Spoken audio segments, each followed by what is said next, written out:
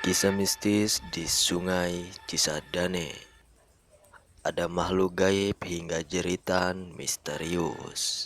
Setiap tempat tentunya menyimpan kisah mistis sejak lama. Terkadang, kisah yang didengar cenderung tidak bisa dicerna dengan akal sehat. Salah satunya adalah kisah mistis di Sungai Cisadane dan Bendungan Pintu Air 10 Tangerang.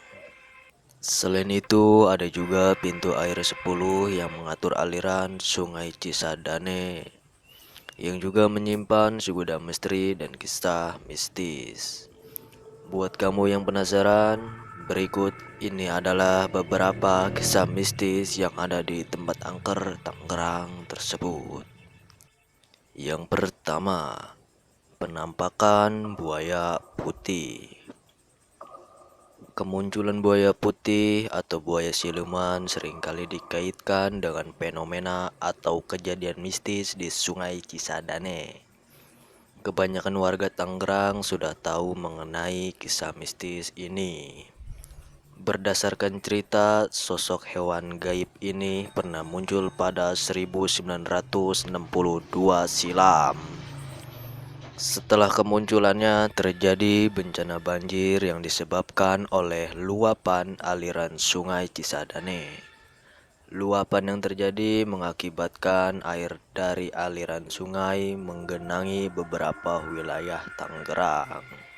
Konon katanya, Sungai Cisadane juga ditinggali oleh seekor kura-kura raksasa. Kemudian tempurungnya terukir aksara Cina. Menurut warga sekitar, kura-kura tersebut tinggal di sekitar Pekong, yaitu sebuah spot yang kerap digunakan set pecun atau perayaan yang diselenggarakan oleh masyarakat keturunan Tionghoa setempat. Kerajaan gaib di Sungai Cisadane. Berdasarkan mitos yang beredar, terdapat kerajaan gaib yang ada di sungai ini. Warga setempat mengatakan kerajaan tersebut pernah terlihat oleh seorang yang sedang memancing di Sungai Cisadane. Cerita mengenai keberadaan gaib ini diperkuat dengan legenda sungai tersebut, di mana pada zaman kerajaan Pejajaran, aliran Cisadane dianggap sebagai sungai suci pada masanya. Yang keempat, arwah penasaran di Bendungan Pintu Air 10. Siapa sangka di balik keindahannya tersimpan misteri dan kisah mengerikan saat proses berdirinya Bendungan Pintu Air 10 Tangerang.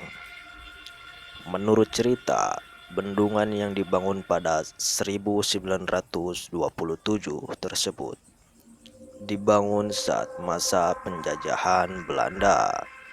Bendungan ini dikatakan telah merenggut banyak korban jiwa pada masa pengerjaannya. Alhasil, korban-korban dalam pembangunan bendungan tersebut menjadi arwah penasaran yang bergentayangan di sekitar area pintu air 10.